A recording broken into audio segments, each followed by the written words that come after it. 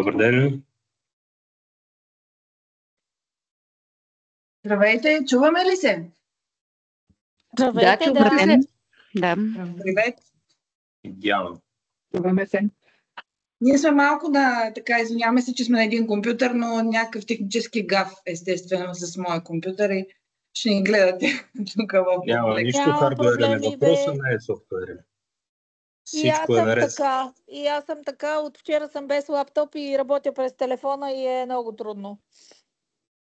Няма нищо, поне имаме телефони преди, ако бяха предишните с Абсолютно. шайби, Да. Сме нямаше го да успеем. закъсали. Да. Добре, виждате ли презентацията, между другото? Да, вижда се. Добре. Да, Добре. Чудесно. Здравейте. Пусни я на голям екран. Добре, ще изчакаме. Сега има към 70 човека. Горе-долу тройно са заявили участие. Ще изчакаме малко. След 2 минути започва и записа. И да го подкарваме този вебинар. Добре.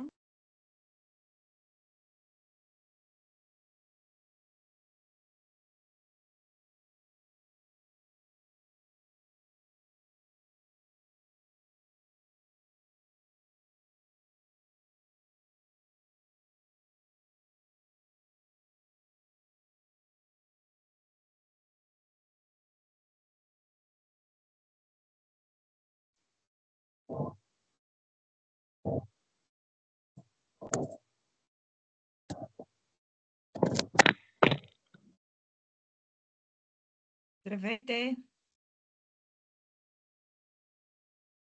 Здравейте! Привет и от мен.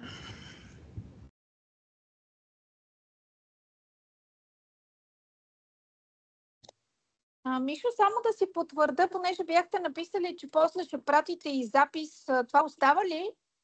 Естествено. Ние написахме, че който поиска ще му изпратим запис. Предполагам, че всички ще поискат, но все пак пишете по един имейл и ще ви пускаме линк. Да, защото имаше колеги мои, които искаха да се присъединят, но времето не им беше удобно, така че да могат да си го чуят след това. Да. Добре. Мерси. Аз предлагам да започваме. Добър ден от нас, Михаил Митев, менеджер обслужване на клиенти, и Ива Стефанова, менеджер PR, регулации и комуникации. Поради технически причини днес ще бъдем на един компютър, защото другият не работи. Но ще се постараем за следващия вебинар да сме на 2 компютъра. Ще изключа на всички микрофоните. Ще ви помоля да изчакаме презентацията. Накрая ще отворим такава секция за въпроси и отговори. И разбира се, можете да пишете в чата, така че да се трупат въпроси. Не на всички въпроси предполагам, че ще успеем да отговорим, въпреки че ще се опитаме. Някои въпроси са малко далеч във времето, не са ясни техните механизми. За някои ще трябва да попитаме допълнително министерството, тъй като има някои такива, как да ги кажем, трудни казуси и специфични, за които все още няма конкретика, но с каквото разполагаме, всичко ще се опитаме да ви го предадем. Сега се прехвърлям на презентацията. И така, днес ще си говорим за новия регламент на Европейската комисия за опаковките и какво да очакваме и кога от него. Всъщност този регламент е продължение на рамковата директива за отпадъците и директивата за опаковки и отпадъци от опаковки, които са факт в Европейския съюз от 1994 година. През 2004 година те се транспонират в нашия закон за управление на отпадъците и наредбата за опаковки и отпадъци от опаковки. До момента, през последните 30 години в Европа и 20 години в България, основната цел на директивата и съответно на транспонираните в България директивни текстове беше да се определят целите за събиране и рециклиране на пуснати на пазара опаковки, В някои отношения задължителни маркировки, в различните страни те са различни и общо взето така дефиниции на първична, вторична, транспортна опаковка, но основните цели бяха на тема цели за събиране и рециклиране. През края на 2018 година излезе новия пакет Кръгова икономика, който дава хоризонт вече до 2025 и до 2030 година с едни доста по-амбициозни цели за събиране и рециклиране, като тези документи всъщност изпълняват амбициите на Европа да бъде първия въглеродно-неутрален континент до 2050 и всички мерки всъщност вървят в тази посока. Това ви го давам така като бекграунд общо взето на тема законодателство и след малко ще се потопим в регламента, но той всъщност почива точно на тези текстове. В края на 2019 година Европейския съюз направи нова директива, която е с основен фокус към пластмасовите продукти за еднократна употреба. Това беше транспонирано в България 2 години по-късно, като всяка една директива и всъщност от 2022 година вече има специфична цел, това, което касае екопак основно, за събиране на пластмасови бутилки за напитки с вместимост до 3 литра, като тя започва от 2022 година на 30%, в момента за тази година целта е 77%, до 2030 година трябва 90% или 9 от 10 бутилки пускани на пазара за напитки с вместимост до 3 литра да бъдат събирани. Същевременно тази директива за еднократните пластмасови продукти въведе множество допълнителни изисквания, като от една страна бизнеса трябва от тази година вече да влага 25% рециклиран материал в бутилките за напитки, до 2030 година 30%. Същевременно имаше допълнителни изисквания, като това капачката да бъде прикрепена към бутилката и изобщо да изчезнат от пазара като пускани от материал пластмаса. Това са еднократни сламки, чинийки, прибори за хранене, бъркалки, клечки за уши, кутиите за бърза храна. В магазините знаете, че се появиха вече цени, които в фискалния бон са на отделен ред с отделна цена. Те в времето ще растат, ще има вече всъщност и такива информационни табели, в които се обръща внимание на този вид кутии и унифицираните етикети в дясната част виждате, които подканят потребителите да не изхвърлят в канализацията продуктите с еднократна пластмаса в тях. Регламента всъщност има за цел това, което вече има като изисквания към еднократните пластмаси в една или друга степен да се прехвърли върху всички видове опаковки, както тези, които са бизнес to бизнес, така и тези, които са бизнес to консюмър. Целта е да се направи устойчивост на опаковките, те да бъдат от еднотипни материали, да има хармонизирани правила, както за етикетирането, така и за материалите, които се влагат. И тази рамкова директива, трябва да кажем, че тя всъщност продължава да се прилага по отношение на директивата за превоз на опасни товари и ако има конфликт между двете директиви, тази за превоза на опасни товари има предимство. На този слайд и след това, като получите презентацията, сме пуснали пълния текст с линкове, като той е достъпен на всички езици на държавите членки на Европейския съюз.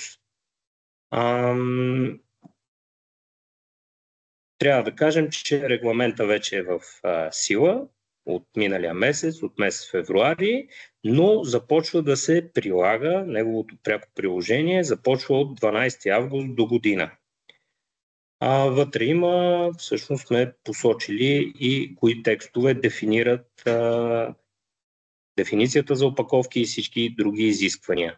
Сега, регламента всъщност върви и посочва изисквания по отношение на няколко основни стълба, единият от които е рециклируемостта. Рециклируемостта, това, което се въвежда, може би трябва да пускам някой в среща, извинявам се.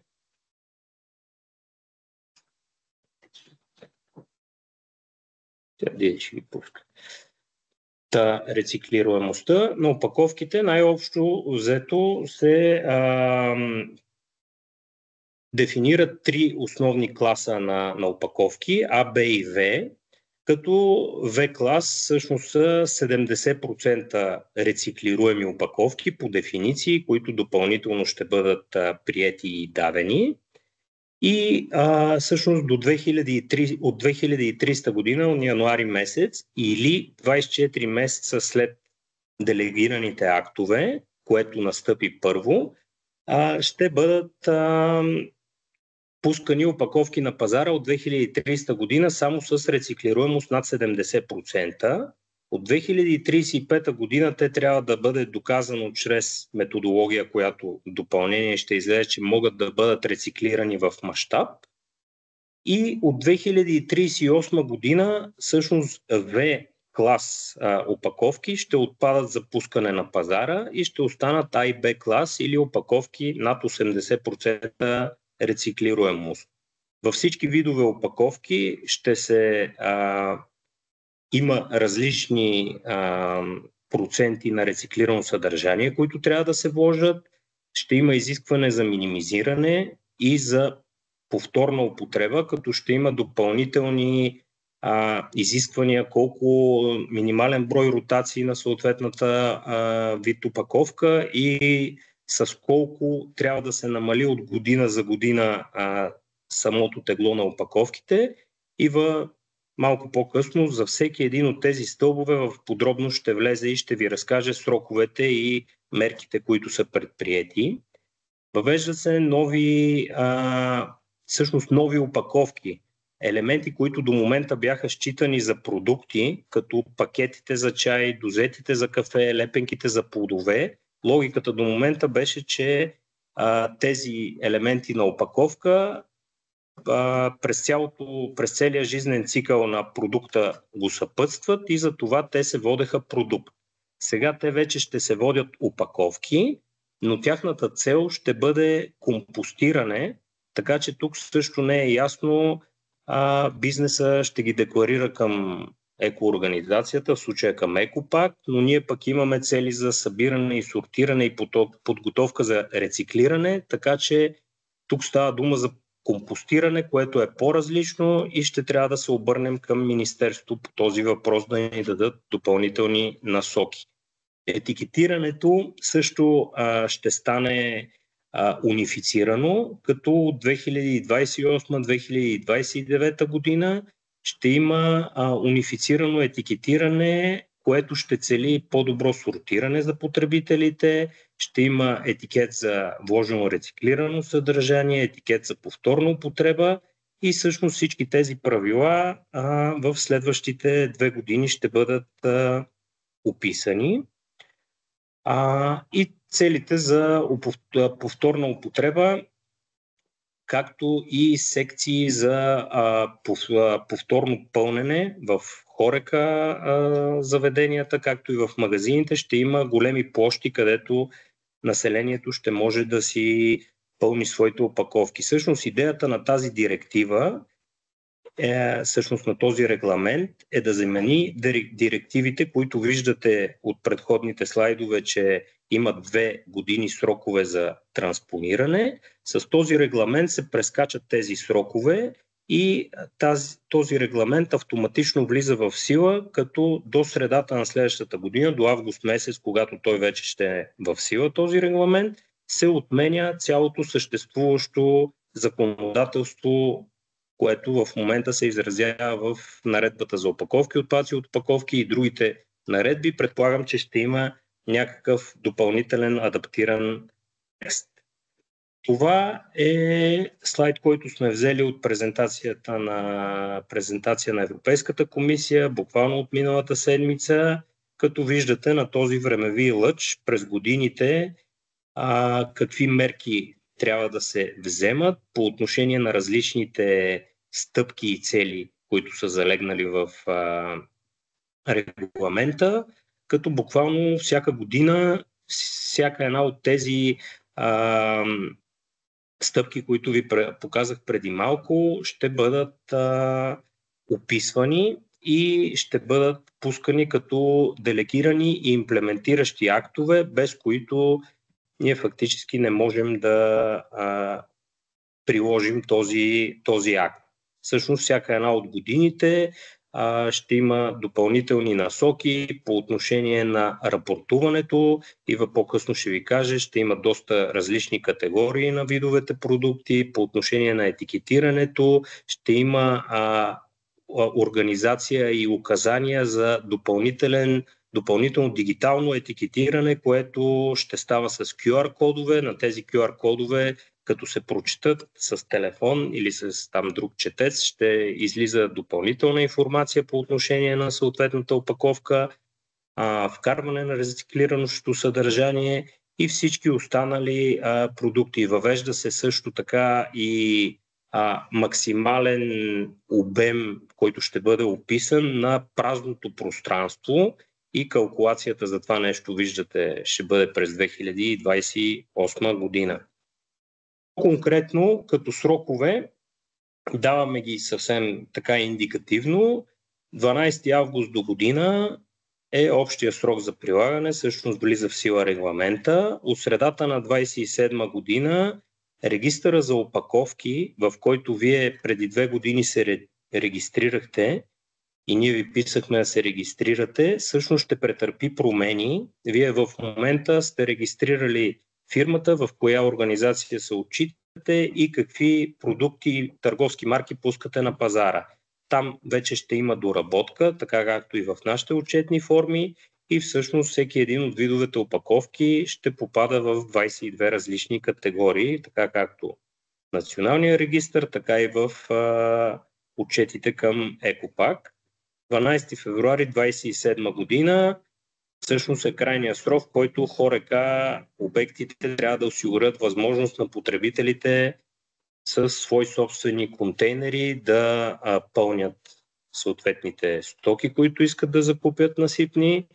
12 август 2028 година ще се хармонизира етикетирането. 12 февруари 2028 година е въпросната компостируемост в индустриална среда за кафе-дозетите, пакетите за чай и останалите залепващи етикети към плодове и зеленчуци. 1 януари 2030 година е максимално съотношение на празното пространство да не бъде повече от 50% в групови и транспортни опаковки. 1 януари 2030 година пластмасовите опаковки трябва да отговарят за критерии, изчезна на презентацията, за рециклиране в клас А, Б и В. 1 януари 2030 минимален процент за влагане на рециклат, това което в момента се случва само за бутилките. Отново от същата дата забрани за пускане на пазара на определени пластмасови опаковки, съгласно член 25, по-късно ще ги видите кои са. 1 януари 2035 година рециклируемост в мащаб.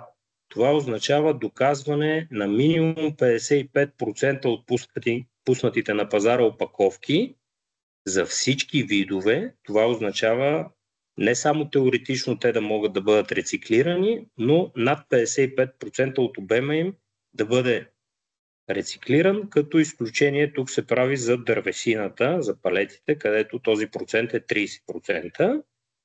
И 1 януари 2038 е датата, на която отпадат опаковките от клас В, тези, които са между 70 и 80% рециклируемост. Отново тук трябва да отбележим, че това са индикативни дати и сроковете към тях са заложени според делегираните имплементиращите актове. Сега давам думата на Ива, която подробно ще влезе в повечето от тези срокове и видове мерки, които трябва да се прилагат. Здравейте от мен. Всъщност опитахме се да направим някаква, така да го кажем, събрана форма на този регламент, който е над 120 страници. Може да го погледнете и да си го свалите от линка, който сме качили горе. И нали, всички ще го четем следващата година много активно, отново, за да откриваме неща, които ще трябва да питаме допълнително МОСВ, така че не се притеснявайте, изпращайте ни въпроси. Ако не можем ние да отговорим, ще ги препратим към Министерството, за да можем постепенно да изясним всички въпросителни. Първото нещо, което ни очаква е регистъра на опаковките. Очакваме го 2026 или 2026 да има акт за изпълнение и след 18 месеца, т.е. средата на 2027, да трябва да всички вие, като производители, вносители, дистрибутори, да се регистрирате в него с конкретни пуснати на пазара опаковки по 22 категории. Така, това се отнася и за нас, съответно и ние като организация ще трябва да се отчитаме по този начин. Ето тук са основните категории опаковки. Виждате, че така доста подробно описано като знам, че тази информация понякога е трудна за намиране, но в регламента е описано, че всяка опаковка трябва да бъде придружавана с техническа документация от производителя, където да е описано съдържанието и други неща, т.е. пълен един вид паспорт трябва да почне да се иска от производителите на опаковки. И вие вече, като пускате на пазара, може да го изисквате това като документация. Сега, в целия регламент има няколко члена, които са много важни, защото са условия за пускане на пазара, за достъп до пазара. Това са член 5 до член 12. Ще се спрем на тях по-подробно, защото, разбира се, най-важното е да може да се пусне една опаковка на пазара. Член 5 засяга вещества, пораждащи безпокойство. Конкретно става дума за ПФАС или пелфлоралкали, трудно е да се изчете, съединения, както и на наличието на тежки метали, олово, кадмий, живак, 6-валентен хром, което се ограничава до някакви определени количества. Като тук има някакви изключения, конкретно за опаковките от стъкло. Това конкретно може да, ако ви засяга, може да го погледнете в член 5, конкретно за какво става дума. Следващото изискване, което предстои във времето, е етикетирането. Етикетирането означава, че всяка опаковка трябва да носи някакъв подобен знак, като този, за който сме показали тук. Те са като иконки, които Европейската комисия в момента разработва с цветови фон и картинка на типа опаковка и надпис. Предстои вероятно до есента да финализират конкретно guidelines за това как да изглеждат тези етикети. И в 2028 година тези етикети трябва да се поставят на всяка опаковка. Или 24 месеца след датата на влизане в сила на актовете за изпълнение. Всички изисквания са така уклончиво зададен срок или дата или някакъв период след датата на влизане в сила на акта. Допълнителна информация по отношение на опаковката от типа на това дали в коя организация за оползотворяване членува въпросната опаковка или системата за многократно ползване, ако е част от подобна система, или друга информация, свързана с рециклирано съдържание и така нататък, може да се подава чрез QR-код в дигитален формат. Сега, депозитната система за връщане също ще има етикети, но те не са хармонизирани на европейско ниво. Всяка държава индивидуално ще си преценява какви етикети ще се слагат за опаковки, които са с депозитна система. И този хармонизиран етикет не важи за транспортните опаковки. Тук има някакви дерогации, в смисъл, ако са прекалено малки първичните опаковки, няма място, ако може за лекарствени средства може да се направи изключение, т.е. дава се възможност, наистина, ако е много малка опаковката, тип опаковка бомбони или нещо подобно, да се слага на групова опаковка в QR код или конкретния етикет. И другото нещо важно е, че ако са произведени или внесени преди срока за прилагане, опаковки, които нямат тези етикети, могат да се пускат на пазара до 3 години. Заради това, че има складови наличности. Има формулирани забрани да се използват твърдения за екологосъобразност, т.е. това трябва да се внимава. Те са позволени само ако надвишават минимални изисквания, ако е показано много конкретно дали се отнася за единица опаковка, така че по отношение на твърденията върху опаковките има определени ограничения. Разбира се, тези етикети, които видяхте по-горе, трябва да бъдат поставени по същия начин изглеждащи върху контейнерите за разделно събиране. И това също трябва да се случи до 2028 година. Разбира се, това е наша грижа. Рециклируемост. Това е изключително голяма промяна. Така сериозно ще засегне всички, целият бизнес. Там графика е следния. 1 януари 2028 очакваме делегиран акт, който да се въведат критериите за дизайн за рециклиране. Така наречените класове А, Б и В, на които трябва да отговаря всяка опаковка, за да се пуска на пазара. Това е изключително важно. Ще има 2 години за, наместване, така че 2030 година да може вашите опаковки да бъдат подходящи за пускане на пазара, т.е. да попадат в класовете А, Б и В. Ако не попадат, не може да се пускат на пазара. Също така, следващият етап е 2035, вече трябва да се рециклират в мащаб, т.е. освен да отговарят на въпросните критерии, вече по нашите отчети трябва да можем да докажем, че всеки вид опаковка, т.е. опаковка за кисело мляко конкретна, опаковка за вафли, бомбони, каквото се сетите, се рециклира 55%. 2038 година опаковките от клас В вече не могат да се пускат на пазара. Разбира се, има някаква опция комисията нещо да преразгледа тези срокове, но тя е доста условна и възможно е да не се случи. Така че мислим в посока 2300, всички опаковки трябва да отговарят на въпросите критерии за дизайн за рециклиране, т.е. над 70% да отговарят на въпросните критерии. Критериите още не са съвсем ясни, разбира се. 2028 година ги очакваме да ги видим, но в общи линии тези критерии са очаквани от гледна точка това да са еднокомпонентни опаковки, да могат лесно да се сортират, да нямат много прикрепени различни елементи към тях. Но все пак е важно да видим какво точно ще пише в делегирания акт на комисия. Сега, има едно изключение за иновативни опаковки,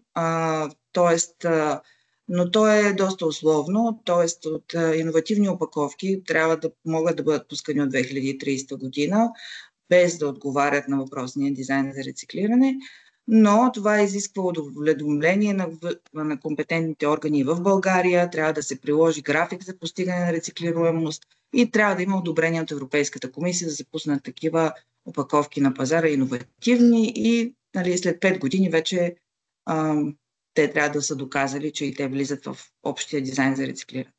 Сега, изключение на тези изисквания за дизайн за рециклиране са лекарства, храни за кърмачета и бебета, опаковки за опасни товари, както и направени от дървесина, корк, текстил и така нататък. Как се доказват всичките тези критерии и въобще материали на опаковките? Всичко става с декларация за съответствие. която се прави от производителя на самата опаковка и техническа документация е приложена към нея. Конкретно всичките неща, в които трябва да съдържа техническата документация, са описани в приложение 7 към регламента, като опаковката включва всички интегрирани компоненти, т.е. ако има различни материали, капачка, етикет и така нататък, всичко трябва да се опише. Така, доста сериозна бюрокрация ни очаква в тази посока, но за сега така е заложено. Има някакви общи насоки за това какво означава дизайн за рециклиране.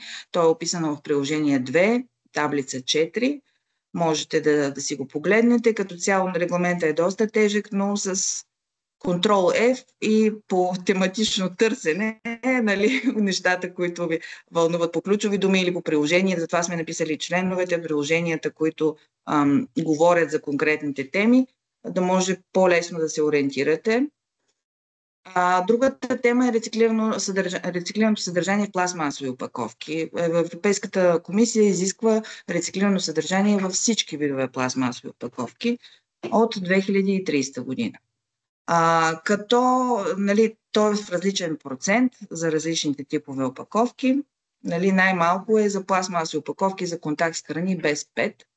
Тук говорим за опаковки тип метализиран полипропилен, ЛДП и други такива, като там е 10% за 2030 година, което пак е доста трудно за постигане. Като тук изискването е за всяка пластмасова част на опаковките. Тоест, ако имате хипотетично капачка капачка, етикет, нещо друго, което придружава опаковката, всяко едно трябва да съдържа определен процент рециклирано съдържание. Тук изключението е, ако е под 5% от общото тегло на единицата опаковка, тогава не важи. Но ако е над 5%, ако капачката е малко по-тежка, и тя трябва да има определен процент рециклирано съдържание.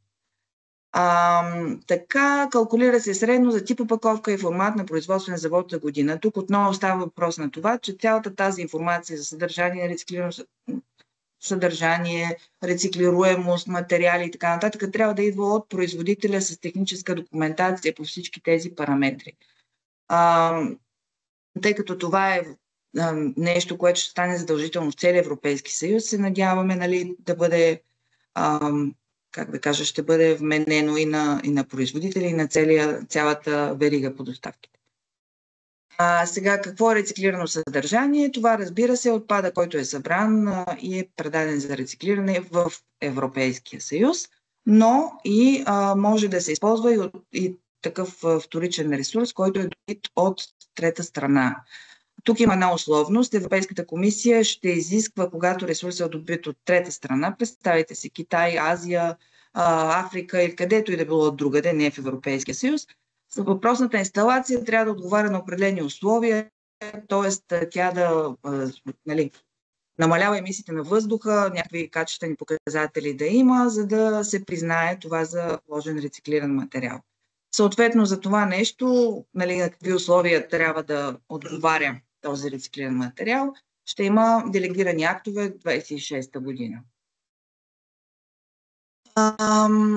Сега има някакви условности за преразглеждане на минималните проценти за влагане на рециклат, защото явно и от Европейската комисия осъзнава, че това може да има известна трудност реално да се случи. Няма да влизам в подробност. За компостируемост, т.е. конкретно за кафе дозетите и турбичките за чай, които вече се третират като опаковки, и лепенките за плодове и зеленчуци, те трябва да са компостируеми по индустриален начин. Сега точно на какви условия ще трябва да отговарят 2026 година. Организациите по стандартизация ще ни информират какви са тези условия. Така, това е в член 9 описано компостируемостта и е условие за достъп до пазара. Както казах, от 5 до 12 член са членове, които са условия за достъп до пазара на определения продукт. И това отново се доказва с техническа документация и декларации, които са описани и са част от декларация за съответствие. на всяка опаковка. Минимизиране и превенция. Сега Европейската комисия изисква да се намалят опаковките, да се минимизират. Това е в известна степен леко абстрактно. Написано е, че произвеждащия оператор или вносителя взема мерки и ги описва така, че да докаже, че тези опаковки са минималните, които са възможни. Тоест, не са приети двойни стени, фалшиви дана, ненужни слоеве и така нататък. Не са приети да се пускат на пазара до 2030 година.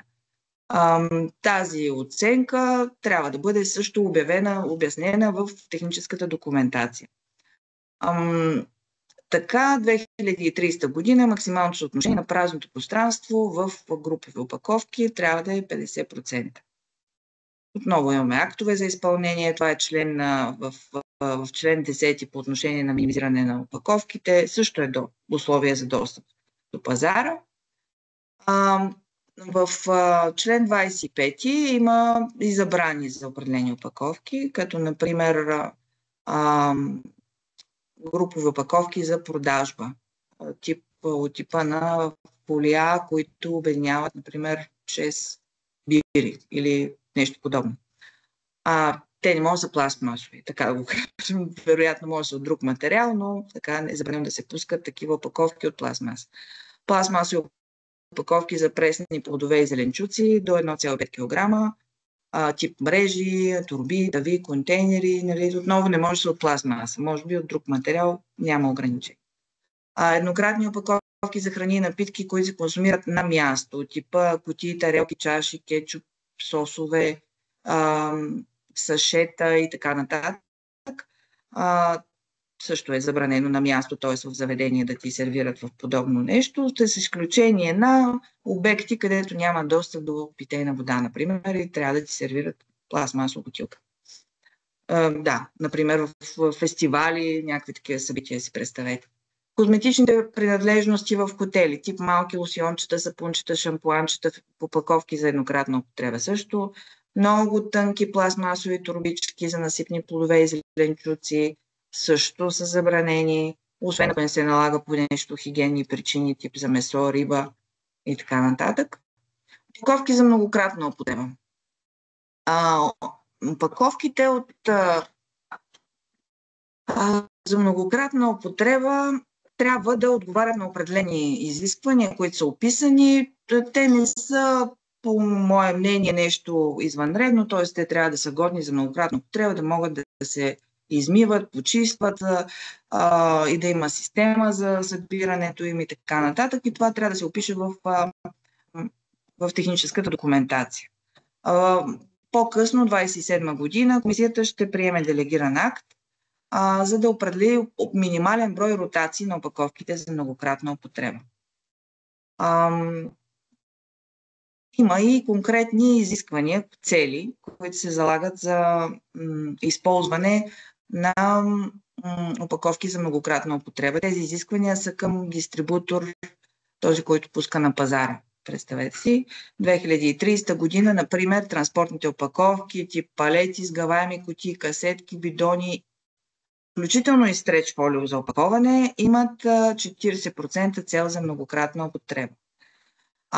Може да го преразгледам. Да, като сега освен тази цел 40%, имаше и допълнителна цел 100% за многократна употреба на стреч фолиото за опаковане, когато има, се транспортира от локации на един и същ производител или има доставки в една и съща страна. Но Европейската комисия така осъзна съвсем скоро след приемането на регламента, че това не е приложимо, няма как да се случи. И тази 100% цел ще бъде вероятно дерогирана. В момента работят по делегиран акт, в който ще бъде направено изключение за пластмасовите фолия. Но не е много ясно дали това ще засегне и целта за 40% за многократна употреба на стреч фолиото, защото още не е финализиран. Очаква се да се приеме тази дерогация до 2025. това е прецедент. Възможно е, ако се окаже невъзможно прилагането този регламент и в други посоки, отново да има някакви подобни делегирани актове, дерогации и така нататък, защото целите са доста амбициозни. Сега изключение за тази цел за транспортните опаковки са разбира се, транспортно опасни стоки, директен контакт с храни, негъвкави съставки, така трудни за реализиране. Освен за транспортните опаковки, има изисквания и за първични опаковки за многократна употреба, колко да бъдат, т.е. крайният дистрибутор, който предоставя на територията на дадена държава алкохолни или безалкохолни напитки в търговски опаковки, трябва да гарантира, че поне 10% от тези опаковки, които пуска на пазара, са за многократна употреба. Имат система за повторна употреба. Това засяга, разбира се, бири, безалкохолни напитки и така нататък, но не засяга мляко, вино, ароматизирани вина, твърди алкохолни напитки. Целта се вдига на 40% 2040 година. От 2030 година груповите опаковки за съхранение в складове също трябва да бъдат 10% за многократна употреба. От Хорека канала, хотели, ресторанти, кафета също трябва да предоставят възможност на потребителите да използват система за повторна употреба. Там няма конкретна цел, малко така по-абстрактно е написано, което може би е лесно. Сега тук съм се опитала да опиша два варианта на система с отворен цикъл, система с отворен цикъл за многократна употреба. Можете после да ги разгледате, защото най-общо казано при системата с отворен цикъл ти си купуваш определена бутилка или някаква опаковка, плащаш депозит за нея и можеш да я върнеш в всеки магазин, който ти е най-удобен. И тя отново да се пълни от различни производители. Като тук се изисква по-скоро някакви стандартизирани опаковки да има, т.е. всички бутилки, например, да са един и същ цвят, формат и така нататък. Системата с затворен цикъл вече е по-специфична. Тя е свързана с конкретен бранд, т.е. магазин за кафе, предлага депозит за чаша за кафе и трябва да я върнеш точно в този магазин за кафе, не в друг конкурентен Немо или нещо подобно. Различни системи могат да се направят. Вече всеки може сам да прецени каква би била най-подходяща от търговска гледна точка. Има изключения тук за тези изисквания. За по-малки предприятия съответно биха могли да бъдат изключени от тези изисквания.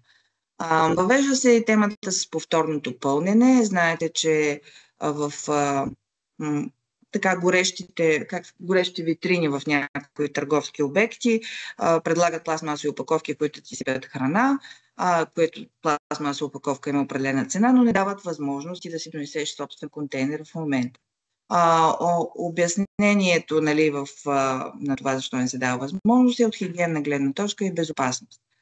Сега регламентът адресира този проблем, като казва, че отговорността за опаковката, ако аз си нося моя собствена опаковка, искам да ми я напълнят, отговорността е изцяло моя, като клиент. Разбира се, ако търговецът прецени, че опаковката е много мръсна, неподходяща и така нататък, има право да откаже, но отговорността е на клиента и по този начин се решава проблема с това какво се случва, ако някой се натрои, не дай си Боже, от подобна употреба. До 12 февруари 2027 година, сравнително скоро, хотели, ресторанти, кафета, които предоставят храна и напитки в опаковка за вкъщи, дават възможност да си носиш това собствен контейнер с тези условия, както и търговци на дребно. Търговците на дребно с търговска площ над 400 квадратна метра трябва да се стремят. Тук е написано така пожелателно да осигурят част от тази търговска площ за повторно пълнене, но наистина пожелателно е написано в самия регламент. Тук сме описали конкретните текстове от регламента, които казват, че отговорността е на крайния ползвател. И така, другият важен въпрос, разбира се, когато имаме изисквания, са какви са санкциите. Санкциите за неизпълнение са оставени в ръцете на страните членки, които трябва да определят правила за налагане на санкции, определят компетентен орган, който да проверява. Те могат да включват глоби и, разбира се, най-тежката е спиране на предоставяне на опаковката на пазара, изземване и изтегляне от пазара. Това предстои да се уточни в България коя държавна институция ще се занимава с това, но вероятно е нещо подразделение на МОСВ. Декларацията за съответствие, както казваме, това е нещо като някакъв паспорт на всяка опаковка, който трябва да съдържа референция към членове 5 до 12 на регламента. Те дефинират условия за достъп до пазара и за да може да се пуска на пазара тази опаковка, трябва да бъде обяснено как отговаря на тези изисквания. Съответно, в приложение 8 на регламента е описан образец и приложение 7 също. 5 до 12 член са следните. Едното е за какво съдържание на вещества, пораждащи безпокойство има, конкретно за ПФАС и за тежките метали, дали отговаря на изискванията за рециклируемо, класове А, Б и В, дали отговаря на минимално рециклирано съдържание, съдържание биопластмаси, компостируемост, минимизиране, многократна употреба, етикетиране, всички тези неща.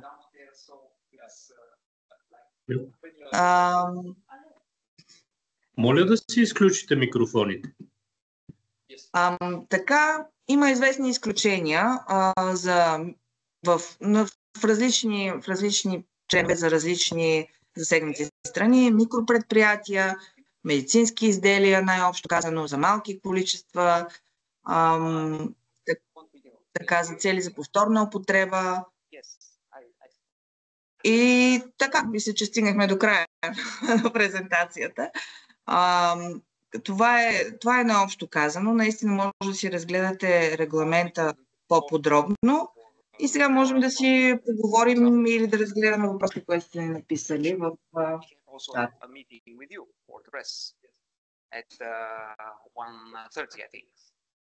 Да. Така. Добре, аз ви изключих микрофоните. Ако искате, сега с вдигане на ръка или в чата. Да, в чата нямаме въпросчета. Ако искаш ми пусни микрофончетата, да може да... Ето, Десислава Павлова от Хумана. Здравейте. Здравейте. Здравейте. Това, което нас ни касае в по-голяма степен са опаковките от полипропилен, тъй като при нас са в най-голямо количество чували в различни размери, които ползваме многократно, доколкото е възможно.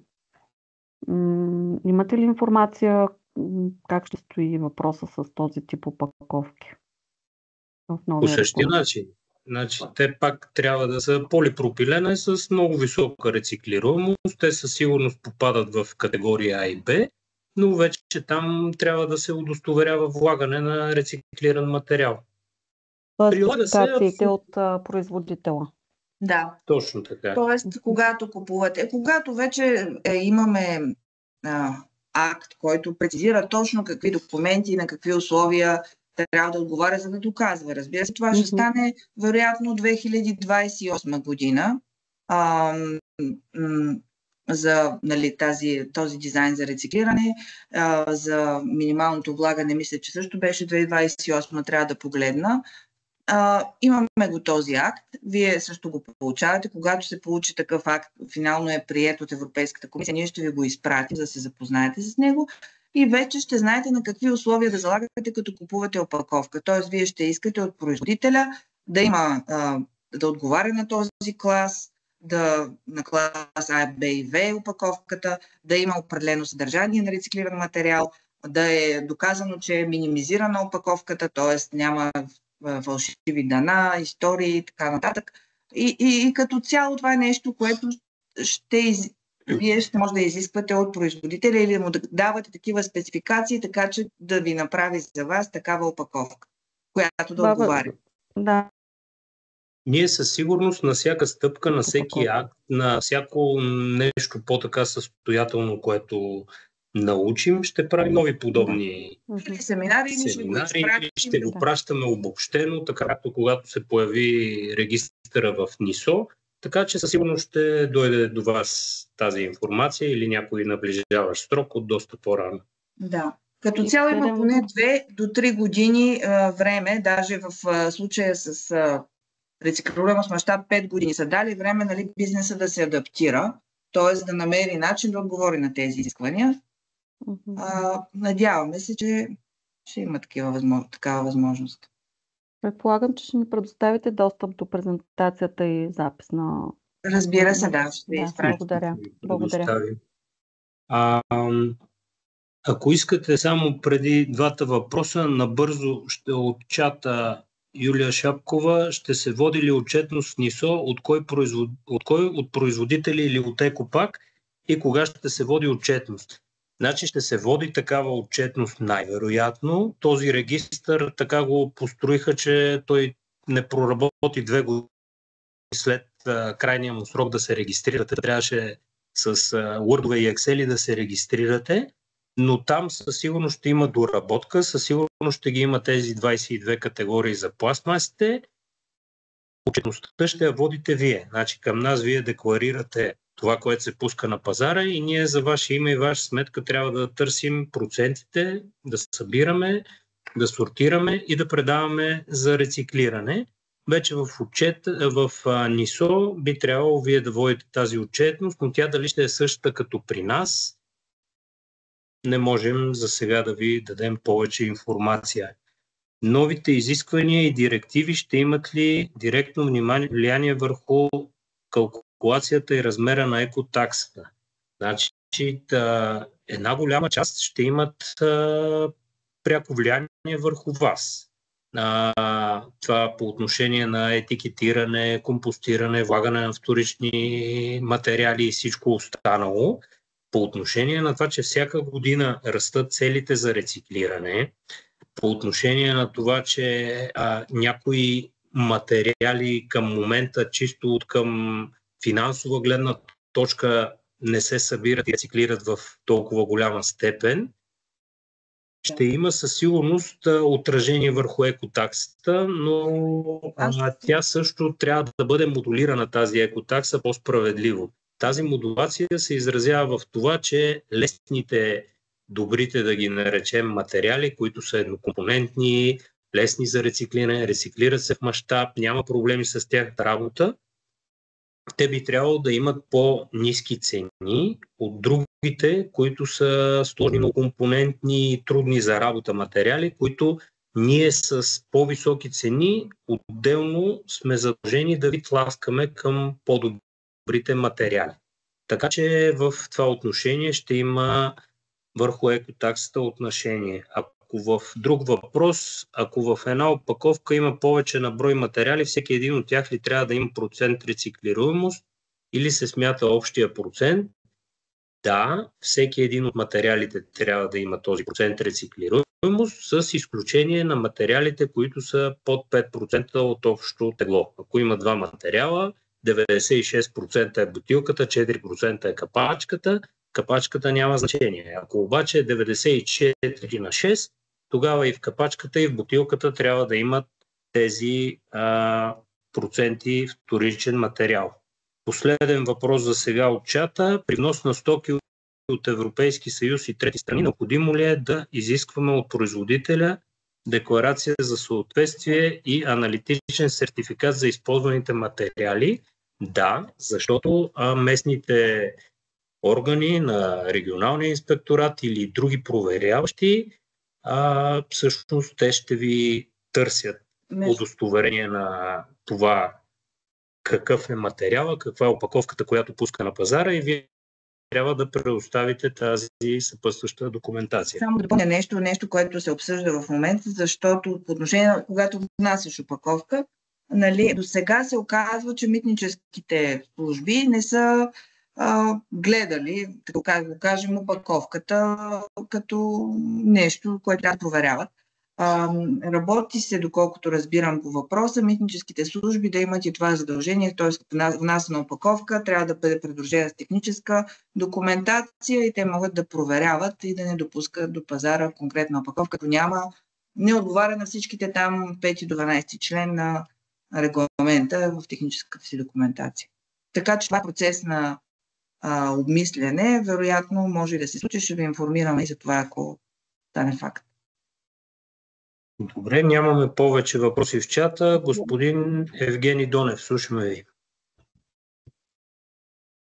Здравейте, чуваме ли се? Да, здравейте. Здравейте, няколко неща по презентацията. Първо за рециклируемостта. Как се определя смисъл от кого ще се доказва тази рециклируемост? Някаква специална система ли се предвижда да се въведе с сертифицирани компании, които да издават сертификат за рециклируемост, или всеки производител ще доказва както намери за добре? Второ, полифлоралкил субстанциите. Според това, което чета аз, поне както го разбирам, трябва всеки производител да направи собствен химически анализ на субстанцията. Не може да го декларира по информация от веригата на доставки, тъй като изрично е написано, че те трябва да се базира на химически тест. Да го потвърдите, ако дали е така и дали правилно го разбирам. Декларацията за съответствие, ние произвеждаме опаковъчни фолия. Това означава, че аз трябва да издам 2 декларации за съответствие за една доставка. Една за нашата продукция, една за опаковката, с която е опакована на нашата опаковка. Дали, също моля да го потвърдите, дали е правилно го разбирам. И последно нещо, което вече е свързано пряко с вас. Ние в момента към вас декларираме само опаковките, които продаваме на вътрешния пазар на България. Сега с измененията, които влизат при ППВ, дали трябва всички опаковки, които произвеждаме и продаваме в Европа, да минават към вашата система за колективна, както се води, дали да се ограничим само с вътрешния пазар, или вече трябва всичко, което продаваме в Европейския съюз, да се отчита като опаковки. Това е накратко. Благодаря предварително за отговора. Ние благодарим. Значи по последния въпрос, вие продължавате да декларирате както до момента. Това, което се пуска на вътрешния пазар, при нас. Това, което вече ваши чуждестранни партньори вие изнасяте, те внасят, те трябва да си го декларират в съответната страна, в която е внесен този материал. И тук правя преход към втория ви въпрос. Да, вие трябва да издавате 2 декларации, защото вашия продукт е опаковка и всъщност веднъж трябва за опаковката на опаковката, както казахте, да имате една декларация, втори път за самия продукт опаковка, като вие с този документ, когато изпращате за чуждестранни страни, всъщност издавайки тази декларация за вашето фолио, те вече могат да удостоверяват на местните пазари как се случва това. Относно за ПФАС, там сложните химични елементи и съдържание в бутилката, в материала, честно казвам, трябва да отправим запитване към Министерството, защото и ние го четем така, че трябва да се направи независим химичен анализ, но на този етап нямаме допълнителна информация. 500 евро на една проба. Толкова. 500 евро. Аз бих ги изчакал. Нека да имаме малко повече текстове. Ние всъщност планираме тук по този и по други въпроси, които не разбираме, да направим, но все пак чакаме и стабилно министерство, за да има кой да ни отвори, да изпратим един списък с въпроси по отношение на регламента, за да можем да имаме възможно най-добрата информация за вас. Първият въпрос какъв беше, че забравих? За влагането на ПФАС. Дали трябва независимо? И последно за доказване на рециклируемостта. Ами това е много под въпрос, защото нали, Европейската комисия трябва да измисли някакви критерии, обаче наистина как...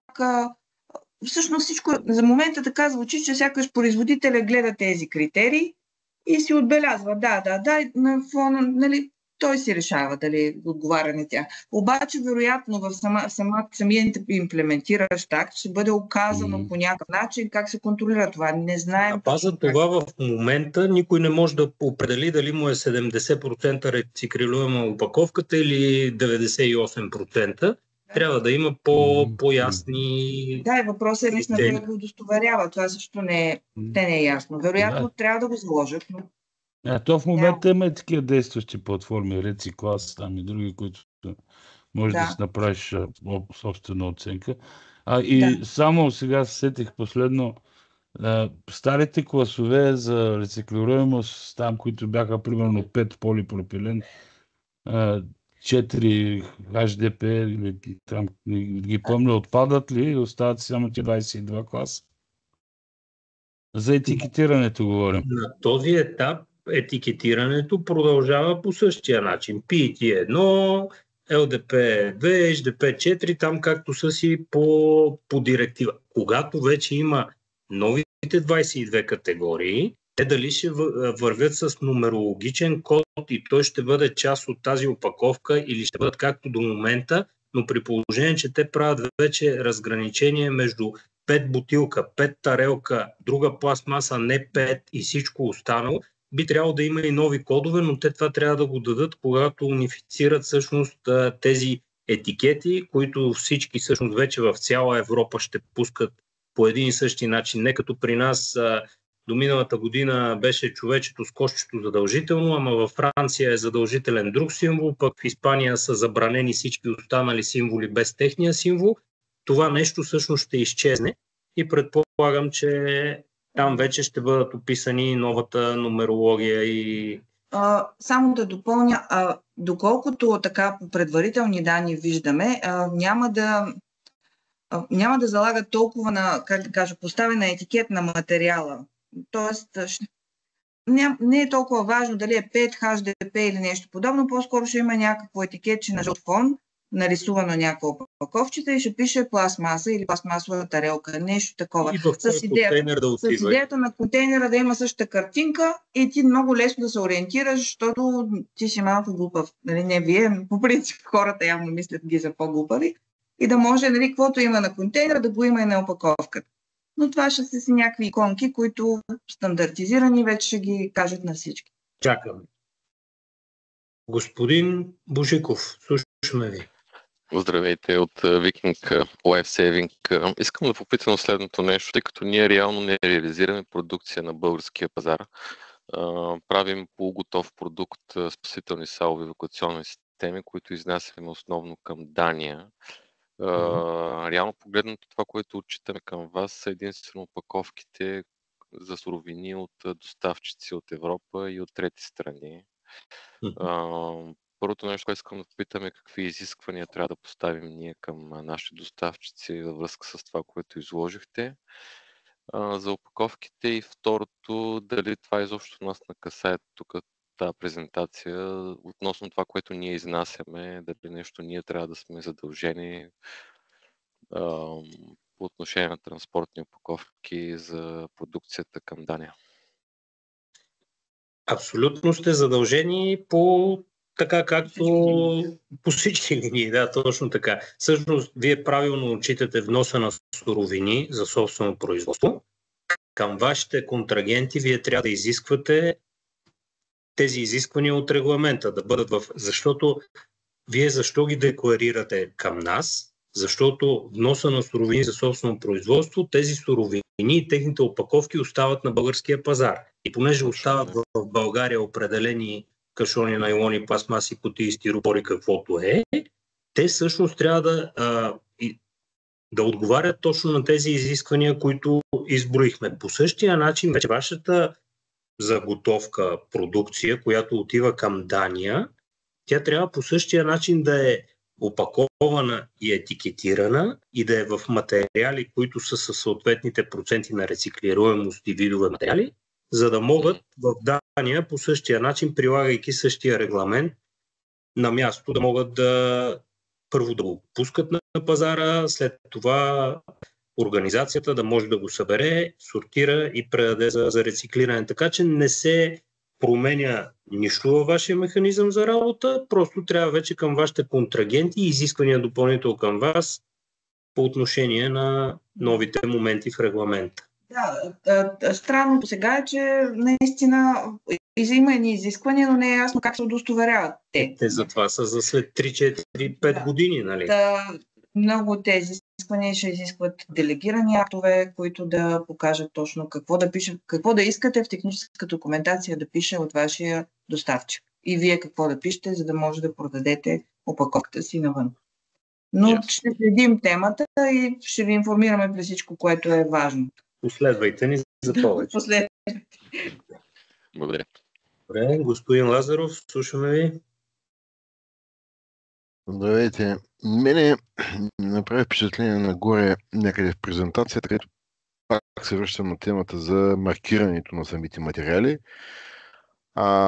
Така, притесняваме, че са отбелязани цветове. Сега аз, да речем, за масовата аудитория работя в Идеал Стандарт Видима, България. И нали, ние от вчера маркираме опаковките. Обаче използването на цветове не кореспондира с никаква екология, нали, защото ние се стараем, когато опаковката е семпла, разбирайте, чисто кафява кутия,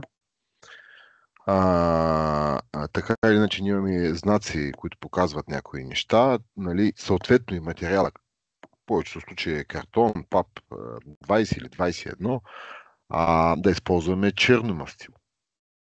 По същия начин машините ни за етикиране, нали, става въпрос за индустриални условия, не говорим за работилница, със също черен печат. И сега това въвеждане на всякакви цветове,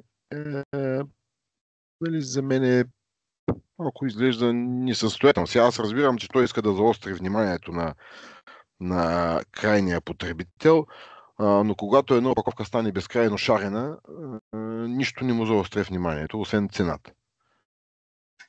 Сега, ето за тук става въпрос. Да. Сега, нали, ние не сме в най-тежката ситуация, опитваме се да се ограничим много до минимум.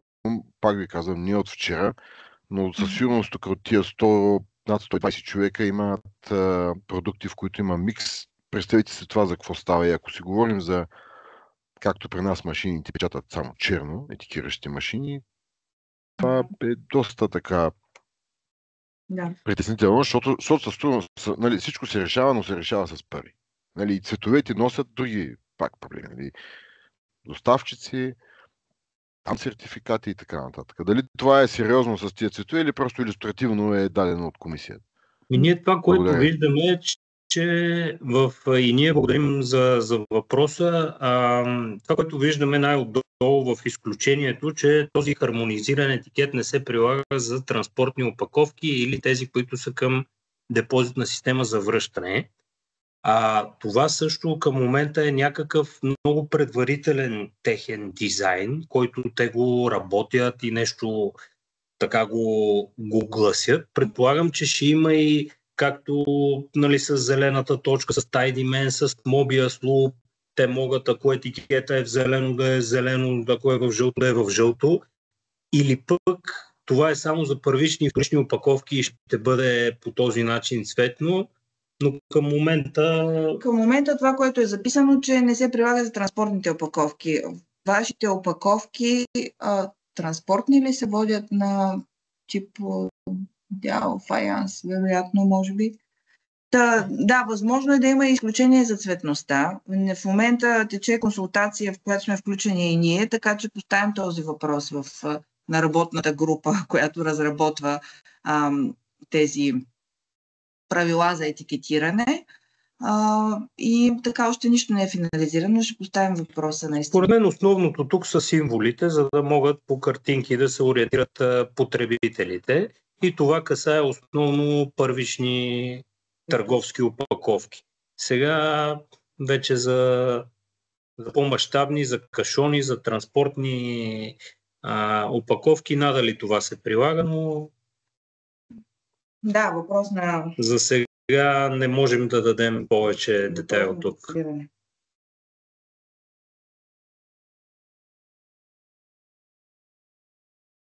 Още ръце, въпроси в чата. Ако се сетите допълнително, винаги може да ни пишете. Ако не можем към момента да отговорим, със сигурност ще адресираме към по-високо ниво и в допълнение можем да ви върнем отговор. Така че на този етап, ако няма повече въпроси... Извинявайте, мога ли да се включа, тъй като това е допълнителен, казвам се Радмила Нацкова от Vertex. Ние сме един от основните вносители на домакинска посуда. В тази връзка ние така или иначе за всяка една стока, която влезне, изискваме сертификат за съответствие, който пък самия производител го изисква от нотифициращи органи. Тоест всичко е свързано с пари. Самия сертификат, знаете, не е евтин. И още един сертификат, който предстои да бъде издаден на производителя и той да го предостави на нас, също ще оскъпи значително вноса ни, така да го наречем.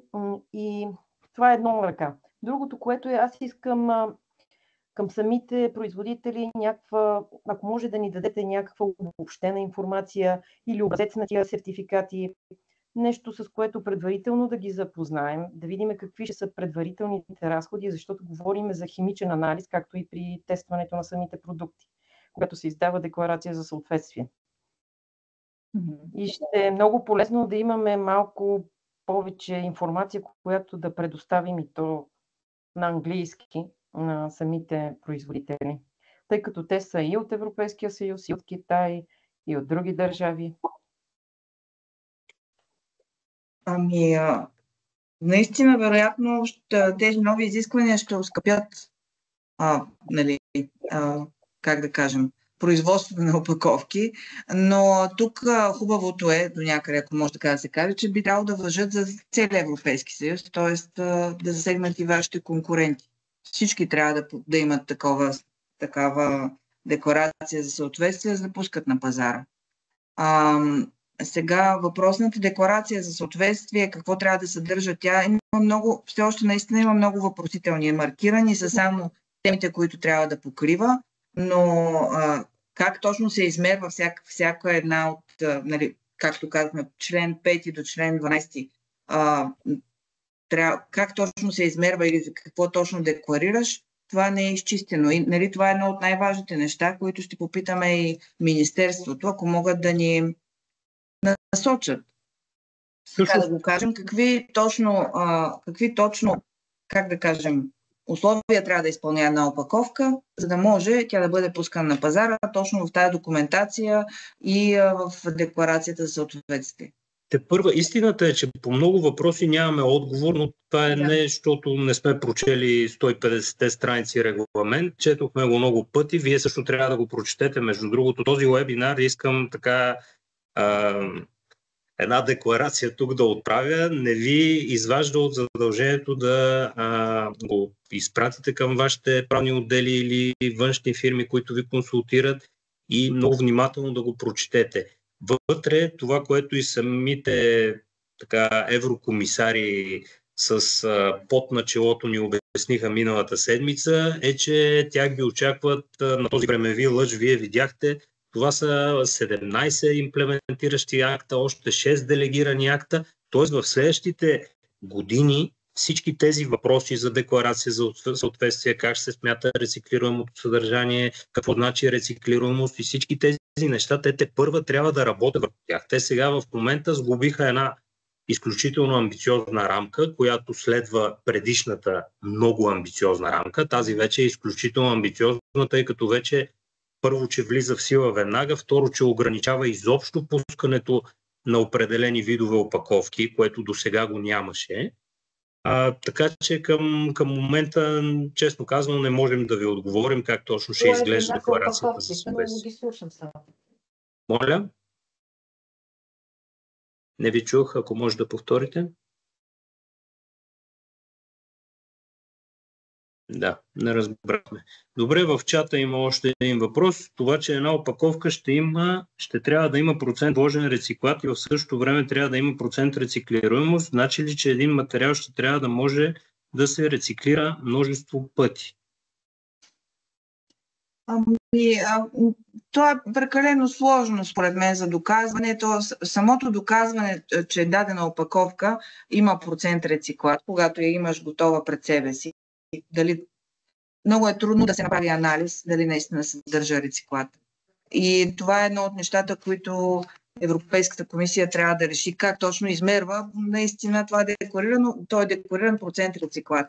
Така че единственото, което трябва да се докаже, е, че производителят е вложил определен процент рециклат в производствената си база. Той вероятно ще може да го докаже, като докаже, че е купил определен количество рециклат от някъде и в там процеса му е включен този рециклат.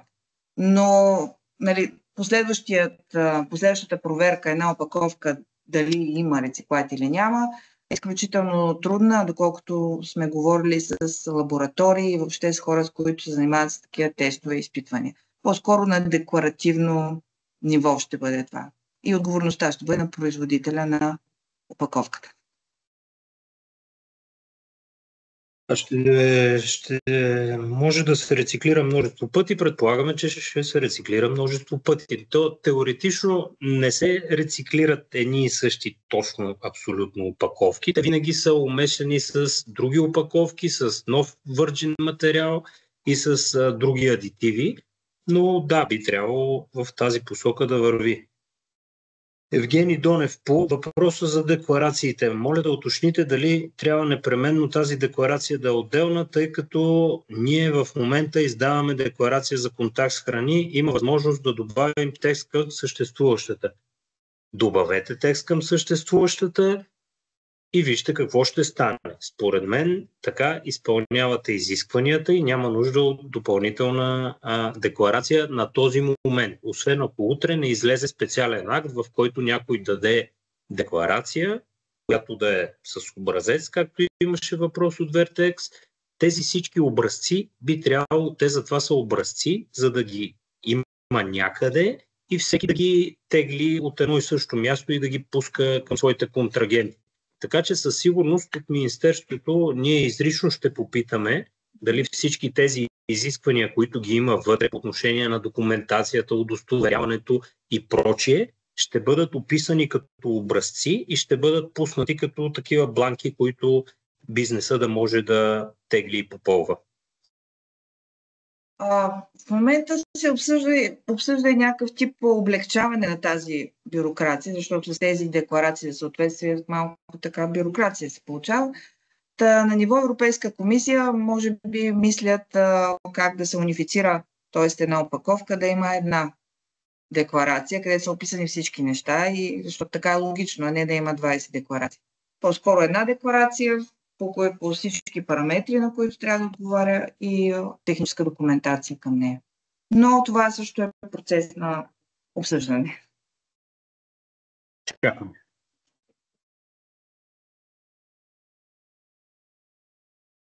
Още въпроси? Като отново да кажем... Всичко е ясно. Да, то нищо не е ясно. Пишете ни и по мейлите. Мисля, че ги имате в поканата за този вебинар. Ще обобщим всичко и нас, което ни вълнува и което сме забелязали като въпроси от вас. Ще го изпратим до МОСВ. Надявам се да получим отговор. Ако получим интересен отговор и съществен, нещо по същество, ще го споделим с вас. Всички имаме интерес да си изясним въпросителните по темата, но това ще бъде процес по-скоро, отколкото... Да. в следващите 2-3 години постепенно вероятно ще се изясняват нещата, но реално трябва да почнем да мислим по въпроса от сега.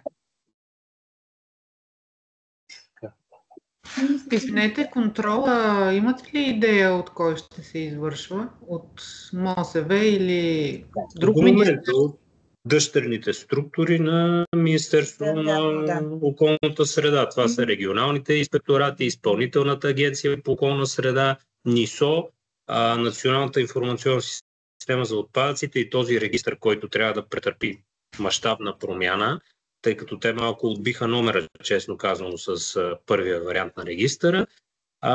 То е дело на Изпълнителната агенция към околна среда, но то си е към Министерството на околната среда, така че със сигурност това ще бъде следено, както нашето сортиране. Предполагам, че ще се включат тук регионалните инспекторати заедно с самите общини, в които работим, и местните структури по екология. Да. Но конкретно при вас като задължена индустрия на тема това дали вашите опаковки отговарят на тези критерии за вложен материал, за всичко останало, там би трябвало РИОСВ по съответна регистрация и МОСВ да бъдат органите, които... Като отново казвам, че се дискутира и митническите органи за вносни материали също да бъдат оторизирани. Да, но там с митниците имало проблеми. Там от Еврокомисията ни обясняваха миналата седмица, че всъщност когато на самите баркодове си има кодиране на опаковката и това не е проблем за държавите членки на Европейския съюз, но когато идва опаковка от извън Европа, тогава вече е проблем това така че там ще има някакво развитие, някакви централизирани органи, може би някакви нови структури ще се появят, дали по държави, дали нещо централизирано за Европа. Трябва да има такава обсерватория за повторна употреба, каквото и да значи това, но всяка страна ли ще има или едно за Европа ще има, но чакаме. Възможно е в рамките до края на следващата година Европейската комисия да наложи някакви ограничения на вноса на рециклирани материали от трети страни, на опаковки, които трябва да отговарят на новите изисквания. Има такъв нюанс, но преди да го видим и как точно ще изглежда, не можем да кажем, защото има съмнение доколко честна ще е конкуренцията от трети страни и от европейско производство. Сещате се за какво говорим. Но всичко е очаква се, чакаме да видим как ще изглежда. Благодаря. Какви промени трябва самите фирми да направят последствие? Защо губи ми се това като информация? Не ви разбрах какви промени кой трябва да направи? Самите фирми трябваше ли да правят някакви промени в този регистър? Към момента не. Значи регистъра от следващата година... Следващата година ще има, как да кажем, конкретно опътване какво трябва да се декларира в него. Делегиран акт го наричат или имплементиращ акт, но нещо като конкретно ръководство, какво трябва да се включи в него. И след това 18 месеца, т.е. 2027 година, тогава ви е задължението за попълване на регистъра.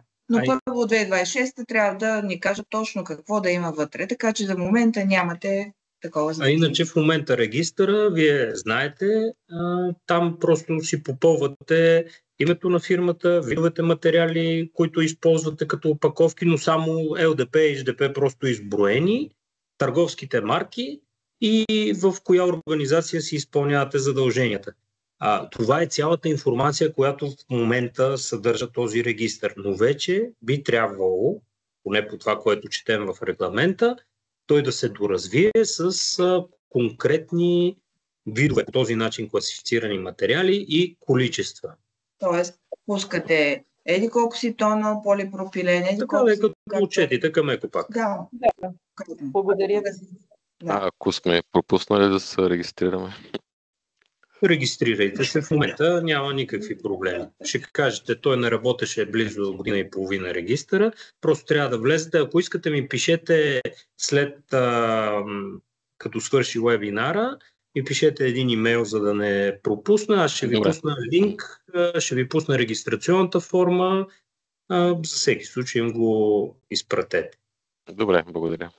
То е еднократно действие към момента. Нали? Като се регистрирате, всъщност чакаме вече да го доработят, за да пускате регулярно всяка година какво се е случило. В момента е малко като да членувам в Екопак, пускам тези марки в тези видове опаковки.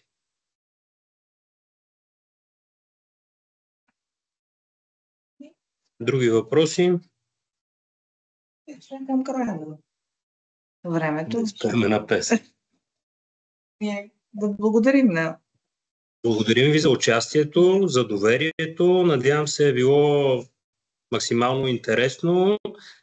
Ще пуснем на всички участници в вебинара презентацията и линка.